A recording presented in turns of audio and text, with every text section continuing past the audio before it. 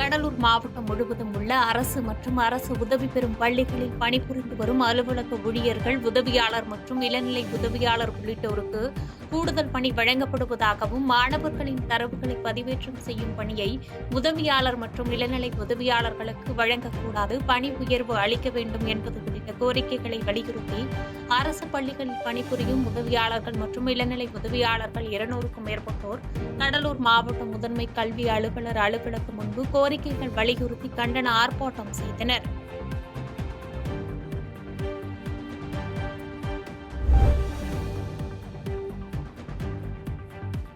திண்டுக்கல் மாவட்டம் நத்தம் காவல் நிலையம் அருகே தனியாருக்கு சொந்தமான இடத்தில் அதிக அளவில் மருத்துவ கழிவுகளும் குப்பைகளும் கொட்டப்பட்டு வந்தது. இந்த நிலையில் இரவோடு இரவாக அந்த குப்பைகளில் மர்ம நபர்கள் தீயை பற்ற வைத்தனர். தீ மளமளவென பற்றி எரிந்ததில் அப்பகுதி முழுவதும் புகை மண்டலமாக காட்சியளித்தது. இதனால் குடியிருப்பு வாசிகளுக்கு மிகுந்த சிரமம் ஏற்பட்டது. தகவலின் அடிப்படையில் அங்கு சென்ற நத்தம் தீயணைப்பு வீரர்கள் நீண்ட நேரம் போராடி தீயை கட்டுக்குள் கொண்டு வந்தனர்.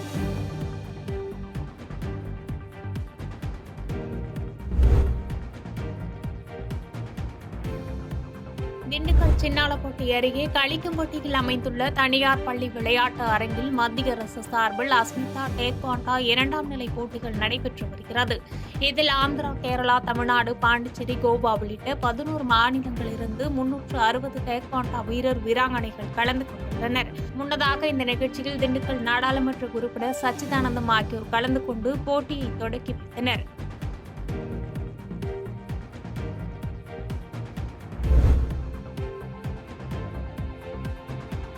திருவாரூர் மாவட்டம் வேலுக்குடி பகுதியில் அமைந்துள்ள மிகவும் பிரசித்தி பெற்ற பழமை வாய்ந்த ஸ்ரீதேவி பூதேவி சமேத ஸ்ரீ பிரசன்ன வெங்கடேச பெருமாள் ஆலயம் அமைந்துள்ளது.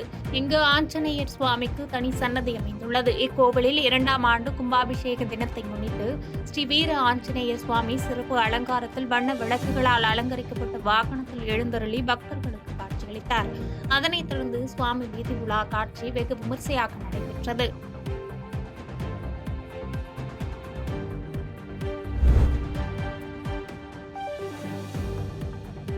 தஞ்சாவூர் மாவட்டம் கும்பகோணம் அருகே அணைக்கரை அரசு மேல்நிலைப் பள்ளியில் தமிழக அரசின் விலையில்லா மிதிவண்டி 150க்கும் மேற்பட்ட மாணவ மாணவிகளுக்கு தமிழக அரசு தலைமை கொறடா கோவி செழியன் கலந்து கொண்டு சிறப்புரையாற்றி வழங்கினார். அதனைத் தொடர்ந்து பந்தநல்லூர் அரசு ஆண்கள் மேல்நிலைப் பள்ளியில் பயின்று வரும் மாணவர்களுக்கு விலையில்லா மிதிவண்டியை வழங்கினார்.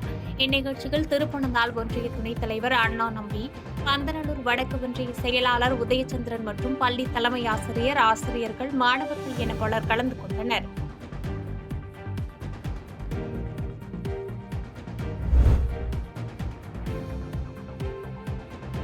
நாகர்கோவிலில் உள்ள மாவட்ட ஆட்சியர் அலுவலக வருவாய் கூட்டரங்கில் வைத்து மாவட்ட வளர்ச்சி மற்றும் ஒருங்கிணைப்பு கண்காணிப்பு குழு கூட்டம் நடைபெற்றது.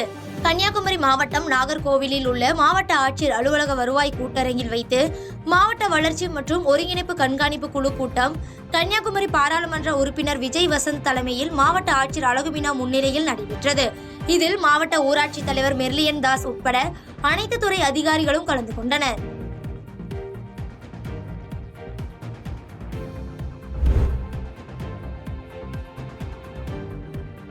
ஓலையூர் ரோடு அருகே 14.116 கிலோகிராம் குட்கா பறிமுதல் செய்யப்பட்டு 3 பேர் கைது செய்யப்பட்டுள்ளனர்.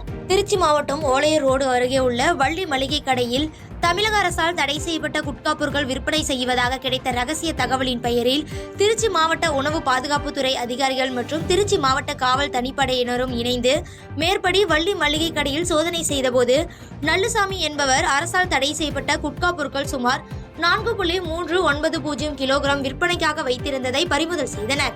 அவர் கொடுத்த தகவலின் பெயரில் மேற்படி 3 நபர்களிடமிருந்தும் மொத்தம் 14.116 கிலோகிராம் குட்கா பொருட்கள் கைப்பற்றப்பட்டது. தொடர்ந்து அவற்றை பறிமுதல் செய்த அதிகாரிகள் விசாரணை மேற்கொண்டு வருகின்றனர்.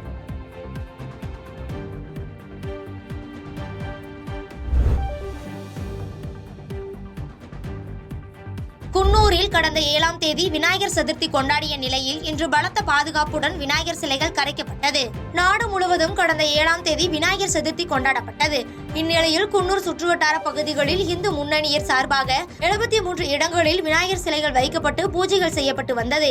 இந்நிலையில் இன்று 68 சிலைகள் மேலதாளங்களுடன் குன்னூர் சிம்ஸ் பூங்காவில் இருந்து வாகனங்கள் மூலம் முக்கிய சாலை வழியாக கொண்டு வரப்பட்டு லாஸ் நீர்வீழ்ச்சியில் கரைக்கப்பட்டது. இதனால் குன்னூர் முக்கிய சாலையான மவுண்ட் ரோடு மற்றும் மேட்டுப்பாளையம் தேசிய நெடுஞ்சாலையில் வாகனங்கள் செல்ல அனுமதிக்காமல் போக்குவரத்து மாற்றம் செய்யப்பட்டது.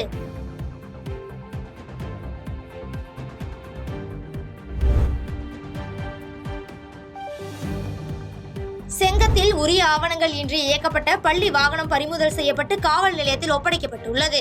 திருவண்ணாமலை மாவட்டம் செங்கத்தில் திருவண்ணாமலையில் இருந்து பெங்களூர் செல்லும் தேசிய நெடுஞ்சாலையில் திருவண்ணாமலை மாவட்ட போக்குவரத்து காவலர்கள் வாகன சோதனையில் ஈடுபட்டுக் கொண்டிருந்தனர்.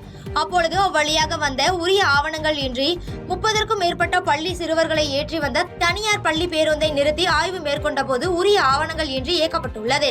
இதனைத் தொடர்ந்து பள்ளி பேருந்தை பறிமுதல் செய்து செங்கம் காவல் நிலையத்தில் ஒப்படைத்தனர். இதன் பின்னர் அந்த தனியார் பேருந்தின் மீது வழக்கு பதிவு செய்து செங்கம் காவல்துறையினர் விசாரணை மேற்கொண்டு வருகின்றனர்.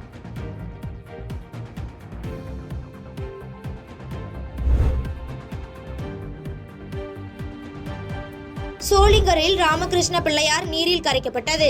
ராணிப்பேட்டை மாவட்டம் சோளிங்கர் பேருந்து நிலையத்தில் கடந்த 7ஆம் தேதி பிள்ளையார் சதுர்த்தி அன்று பேருந்து நிலையத்தில் ஆட்டோ ஓட்டுநர்கள் சங்கம் சார்பில் ராமகிருஷ்ண பிள்ளையார் வைக்கப்பட்டது. இதனைத் தொடர்ந்து பல்வேறு கலை நிகழ்ச்சிகள் நடைபெற்று காமராஜர் சாலை வழியாக பரப்பான் குளத்தில் பிள்ளையார் கரைக்கப்பட்டது. இதில் ஏராளமான பக்தர்கள் கலந்து கொண்டு ஆடல் பாடலுடன் பிள்ளையாரை எடுத்துச் சென்று கரையில் கரைத்தனர். பாதகம் செய்பவரை கண்டால் நாம் பயங்கொள்ளலாகாது பாப்பா, மோதி மிதித்து விடு பாப்பா, அவர் முகத்தில் உமிழ்ந்து விடு பாப்பா.